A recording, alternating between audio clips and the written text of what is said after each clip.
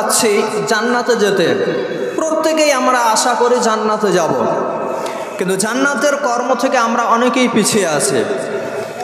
আমরা মানুষ হিসেবে আমাদের সন্তানদেরকে মানুষের মতো মানুষ তৈরি করতে পারছিলাম। যে সন্তানগুলোকে আমরা ভাবছি যে মরার পরে আমরা মারা যাব, পিতামাতা হিসেবে মারা যাওয়ার পরে আমাদের সন্তানেরা আমাদের জন্য দোয়া করবে, এরকম আশা কিন্তু আমাদের সঠিক হচ্ছে না। কারণ যে সন্তান আমরা পৃথিবীর বুকে রেখে যাচ্ছি, সেই সন্তানগুলোকে আমরা মানুষের মতো মানুষ তৈরি করতে পারছি না। যদি মানুষের মতো মানুষ তৈরি করে যেতে পারতাম, তাহলে ওই সন্তানরা আজকে রাস্তাঘাটে এই বেহুদা হয়ে খারাপ কাজ করে তারা ঘোরাফেরি করে বেড়াতে পারতো না। অন্যায়, অবিচার, দুর্নীতি, বিড়ি পান, মদ পান, গুটখা খাওয়া, এভাবে যত সমাজে অন্যায় আছে সব অন্যায় কাজ করছে এই যুবক নামে জঘন্য জঘন্য আমাদের মতো এই যুবকেরা। আজকে জলসার নামে অলঙ্গ বেহায়াপনা, আপনার ইসলামের কৃষ্টি কালচার নামে বেহায়াপনা, এভাবে সারা দুনিয়া জুড়ে আমরা দিন ইসলাম থেকে আমরা দূরে সরে যাচ্ছি ধাপে ধাপে। একটু আমাদেরকে খেয়াল রাখতে হবে। আল্লাহ তাআলা বলছেন, বিসমিল্লাহির রহমানির রহিম,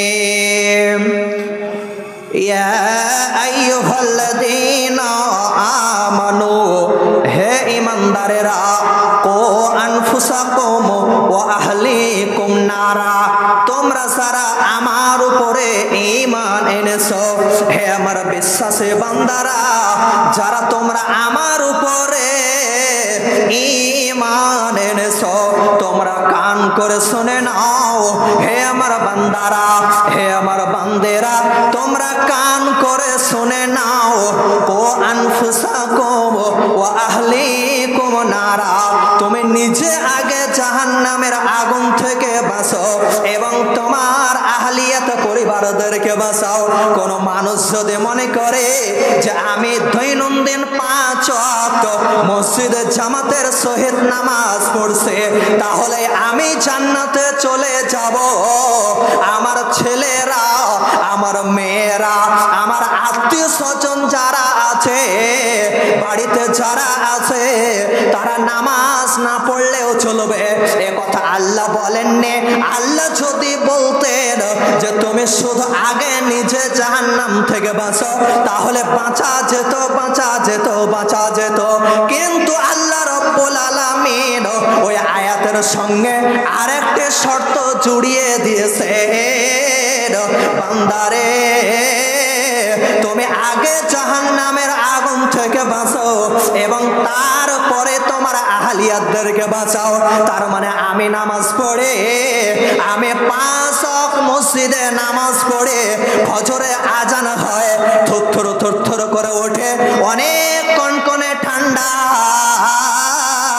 ওই অবস্থায় আমি উঠে বদনাটা নিয়ে আমি উঁচু করে মসজিদে চলে যাই, মসজিদে জামাতের সহিত আমি নামাজ পড়ি।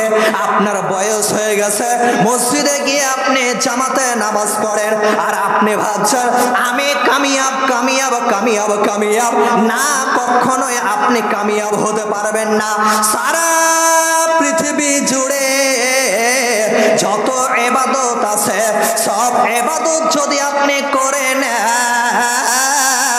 আর আপনার বাড়িতে যদি আপনার 10 বছর অতিবাহিত হওয়ার পরে আপনার ছেলে কিংবা আপনার মেয়ে যদি বাড়িতে ঘুমিয়ে থাকে, তাহলে আল্লাহ বলছেন কখনোই নয়, তুমি জান্নাতে যেতে পারবে না। এটা আল্লাহ রব্বুল আলামিন বলছেন। অতএব বান্দারে, তুমি নিজে নামাজ পড়ো এবং তোমার সন্তান স্ত্রীদেরকে নামাজের জন্য আদেশ দাও। তোমার বেটা নামাজ পড়ে না আর তুমি নিজে নামাজ পড়ো, কোশ্চেন কালেও জান্নাতে যেতে পারবে না। যদি কোনো মানুষের বাড়িতে, যদি কোনো মানুষকে বলা হয় যে হে আমার বন্ধু, আপনি প্রত্যেক দিন ফজরে কষ্ট করে মসজিদে উঠে আপনি নামাজ পড়েন। আর বিশ্বনবী বলেছেন মুরু আওলাদাকুম বিসসালাতি ওয়া হুম আবনাউ বিসসিনিনা, যখন সাবঈ সিনিনা, যখন তোমার সন্তানের বয়স 7 বছর হয়ে যাবে তখন তোমার সন্তান এবং সন্ততিদেরকে নামাজের জন্য আদেশ দাও। কোন আমার বাপকে, কোন আমার ভাইকে যদি বলা হয় যে আপনার সন্তানেরা ফজরে ফজরে আপনার বেটারা যা ঘুমিয়ে থাকছে, আপনার বেটাকে বলে দেন তাদেরকে উঠিয়ে মসজিদে নিয়ে আসল, ওই ব্যক্তিটি কি জবাব দেবে? ওই ব্যক্তিটি বলবে আমার বেটার বয়স এখনো হয়নি, আমার মেয়ের বয়স হয়নি, আমার মেয়ে এখন ছোট আছে, যার কারণে তাকে ঘুম থেকে ভাঙাবো না, উঠাবো না। তাকে যদি এই ফজর বেলাতে, এখন ভোর 4টা বাজছে, সে অনেক রাত যাবৎ পড়াশোনা করেছে, যার কারণে আমি তাকে ফজরের বেলাতে উঠাতে পারি না।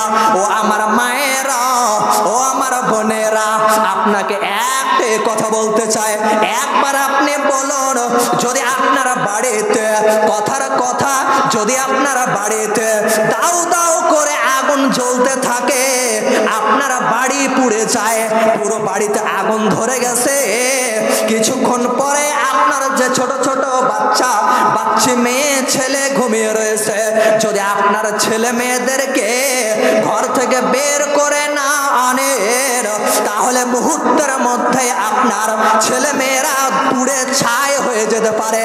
ও এখন কিন্তু ভোর 4টা বাজছে, ভোর 3টা বাজছে, ওই অবস্থায় কোনো পিতা এবং মাতা যদি বলে না না না বাড়ি পুড়ে যায়, যাক, আমার সন্তানদেরকে ঘুম ভাঙানো যাবে না, যদি ঘুম ভাঙিয়ে দিয়ে তাহলে আমার সন্তানেরা অনেক কষ্ট পাবে, অতএব আমার সন্তানদেরকে ঘুম ভাঙানো যাবে না।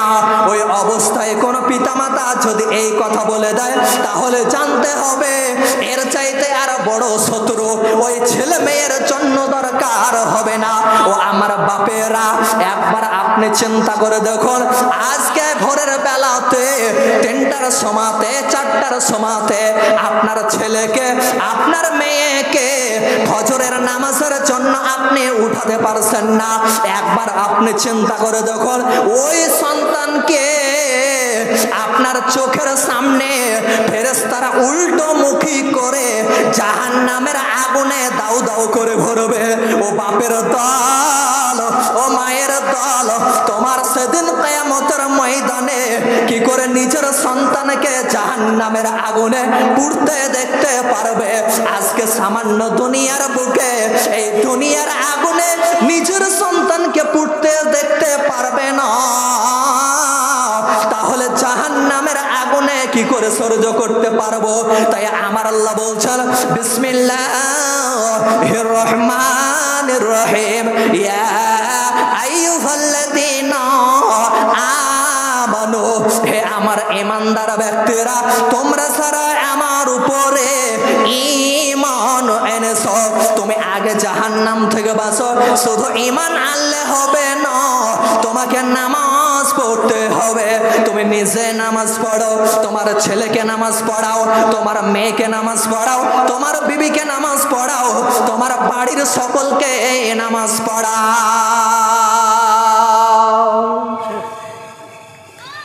তবেই জাহান্নাম থেকে বাঁচতে পারবে, নচেত উপায় নাই।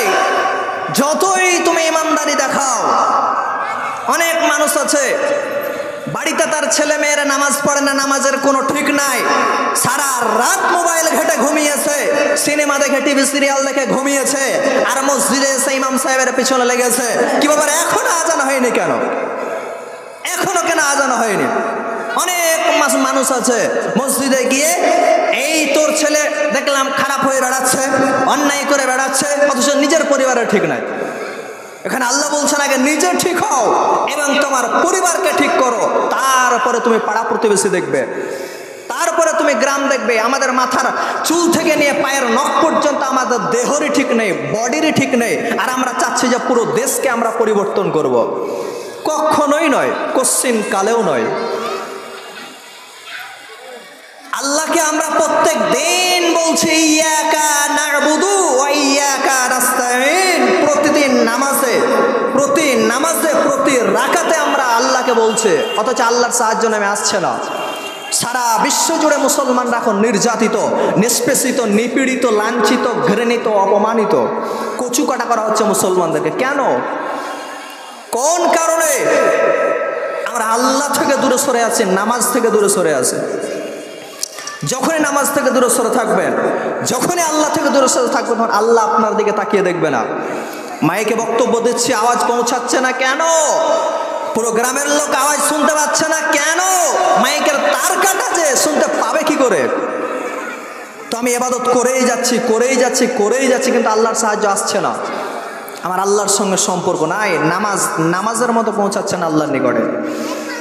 বন্ধুরে আমার, তাহলে আল্লাহ রব্বুল আলামিন বলছেন যে তুমি আগে নিজে বাঁচো, তারপরে তোমার আহলিয়াদেরকে বাঁচাও।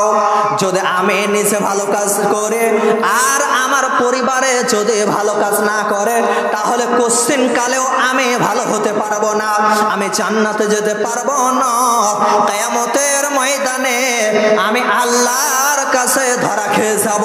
বন্ধুরে আমার, যদি কিয়ামতের ময়দানে আপনি জান্নাতের ফয়সালা পেয়ে যান আর আমি সন্তান হিসাবে জাহান্নামের ফয়সালা পেয়ে গেছে, আল্লাহ আমার পিতা মাতাকে জান্নাতের ফয়সালা দিয়ে দিয়েছে, আর আমি সন্তান হিসাবে আমি জাহান্নামের ফয়সালা পেয়ে গেছে।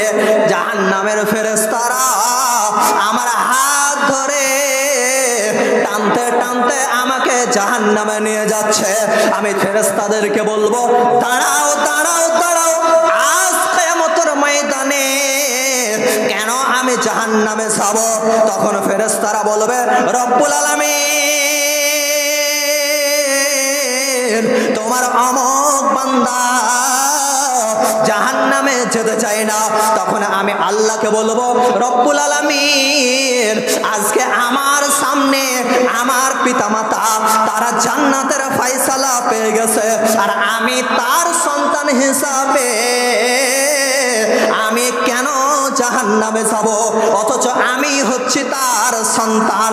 বন্ধুরে আমার, তখন আল্লাহ রব্বুল আলামিন তিনি বলবেন যে তুমি পৃথিবীর বুকে পাপ করেছিলে, তুমি পৃথিবীর বুকে অন্যায় করেছিলে, মেয়ের পেছনে ঘুরে বেড়িয়েছিলে, পৃথিবীর বুকে জলসার দিনে তুমি মেলাতে ঘুরে বেড়িয়েছিলে, যার কারণে আজকে জাহান্নামে চলে যাও।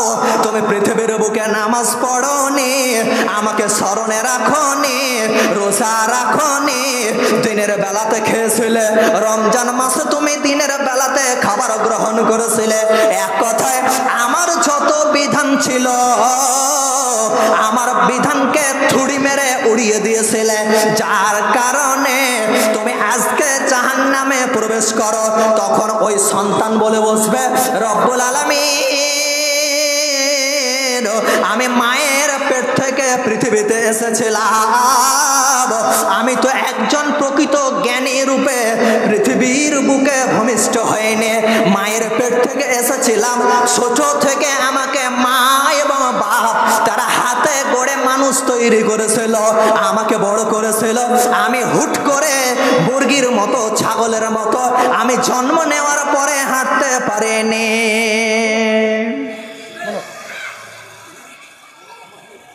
ঠিক আছে, আলহামদুলিল্লাহ। আমি জন্ম নিয়েই আমি হাঁটতে পারিনি, এটা আমার মা বাপ শিখিয়েছে। মুরগি ছাগলের মতো আমি হাঁটতে পারিনি। তাহলে আমি যখন জন্ম নিলাম, জন্ম নেওয়ার পরে আমার পিতা মাতার কিছু দায়িত্ব ছিল। প্রথমে পিতা মাতার হক নয়, আমরা চিরকাল শুনে আসছি, আমরা সারা জীবন শুনে আসছে, যে ছেলে মেয়ে, যে সন্তান সন্ততি পিতা মাতার সেবা করবে না, পিতা মাতাকে ভাত দেবে না, পিতা মাতাকে কষ্ট দেবে, পিতা মাতাকে আঘাত দেবে, ও কোনোদিন জান্নাতে যাবে না, যাবে না, যাবে না, যাবে না, এটা আমরা চিরকাল শুনে আসছে। আল্লাহ রাব্বুল আলামিনও বলেছেন ওয়াকাদা রাব্বুকা আল্লা তা'বুদু ইল্লা ইয়্যাহু ওয়া বিল ওয়ালিদাইনি ইহসানা। তোমরা পিতামাতার প্রতি নম্র আচরণ করো, ভদ্র আচরণ করো, খবরদার পিতামাতাকে যেন কষ্ট দিও না। এটা আমরা সারা জীবন শুনে আসছে। পিতামাতাকে কষ্ট দেওয়া চলবে না, যারাই কষ্ট দিবে তারাই জাহান্নামে প্রবেশ করবে। কিন্তু আমরা একথা জানি না যে ওই পিতামাতার সেবা না করলে, পিতামাতাকে কষ্ট দিলে ওই সন্তান যে জাহান্নামে প্রবেশ করবে, ওই একই জাহান্নামে ওই পিতামাতাকে আগে ভরা হবে। যদি পিতামাতা তার সন্তান সন্ততির ছোটবেলাতে তাদের হক নষ্ট করে থাকে, আগে সন্তানের হক না আগে পিতামাতার হক? বলুন, আগে সন্তানের হক না পিতামাতার হক? আগে সন্তানের হক, আগে পিতামাতার হক নয়। যে সন্তানকে ছোট থেকে আপনি মানুষ করছেন, তাকে ছোটবেলা থেকেই শিক্ষা দিতে হবে, মানুষের মতো মানুষ তৈরি করতে হবে, তবেই তার কাছ থেকে বড় হয়ে আপনি ভাতের আশা করবেন। অনেক মানুষ আছে, বয়স্ক মানুষ বলবে, সাহেব আমার ছেলেকে বিয়ে দিয়ে দিলাম, সে আলাদা হয়ে গেল, আমাকে খেতেই দেয় না। দিবে কি করে? আপনি ছোটবেলাতেই তো তার হক নষ্ট করেছেন, দিবে কি করে? সে আপনার হক নষ্ট করবেই তো। তো আগে আপনি জাহান্নামে প্রবেশ করবেন, আগে সন্তান সন্ততি জাহান্নামে যাবে না, কখনোই নয়। আগে পিতামাতা জাহান্নামে যাবে, তারপরে সন্তানকে জাহান্নামে ভরা হবে। বন্ধুরে আমার, তাহলে একটা সন্তানকে প্রথমত মানুষের মতো মানুষ তৈরি করতে হবে, তবে আপনি তার কাছে বড় হয়ে খাবারের আশা করতে পারেন। একটা আপনি গাছ লাগিয়েছেন, ফলের গাছ লাগিয়েছেন, মনে করুন একটা আপনি আমের গাছ লাগিয়েছেন। আমের গাছ লাগার পরে আজকে সন্ধ্যাবেলায় আপনি আমের গাছ লাগিয়েছেন, আর পরের দিন সকালে গাছের গোড়াতে গিয়ে আপনি বলছেন আম ধরে না কেন, ধরে না কেন, ধরে না কেন, ফল কেন দেয় না? এটা যেমন আপনার সাজে না, এই কথাটা যেমন শোভা পায় না। গাছটি লাগানোর পরে অনেক দিন যাবত তার পেছনে আপনাকে মেহনত দিতে হবে। গাছটাকে জাফড়ি দিয়ে ঘেরতে হবে, বেড়া দিয়ে ঘেরতে হবে, যেন অন্য ছাগলে, অন্য গরুতে যেন গাছটাকে না খেয়ে ফেলে। যদি বেড়া দিয়ে না ঘেরেন তাহলে গাছটাকে সকাল বেলাতে গরু ছাগল এসে খেয়ে ফেলবে। তারপরে সার প্রয়োগ করতে হবে, আগাছাগুলোকে উপড়ে ফেলতে হবে, পানি দিতে হবে। এভাবে দীর্ঘ 10 বছর যাবত, 5 বছর যাবত গাছটিকে খুব মেহনত করতে হবে। তবে একদিন আপনাকে ওই গাছটি আরো 10 বছর আপনাকে ফল খাওয়া হবে। ঠিক ওই রকম ভাবে আপনি সন্তান জন্ম দিয়েছেন, তারপরে আপনি সন্তানের কাছে ভাতের আশা করতে পারেন না।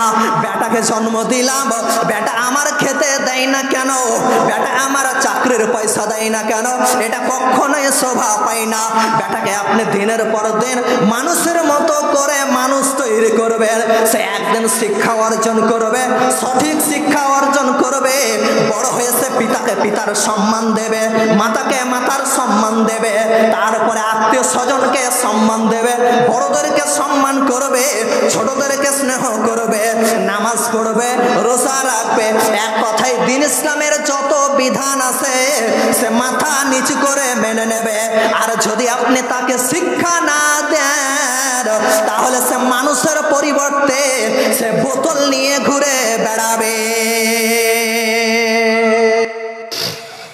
আর মানুষ হবে না। সে সকাল হলেই বোতল নিয়ে ঘুরে বেড়াবে, মদ খাবে, গ্যাঁজা টানবে, মানুষ আর হবে না। ওর কাছ থেকে কখনো আপনি ভাতের আশা করতে পারেন না। ও আপনাকে সকাল হলেই লাঠি দিয়ে আপনাকে পেটাবে, উপায় নাই, আপনি তাকে শিক্ষা দেননি। তাহলে বন্ধুরে আমার, আপনি একটা সন্তানকে মানুষের মতো করে মানুষ তৈরি করবেন কি করে?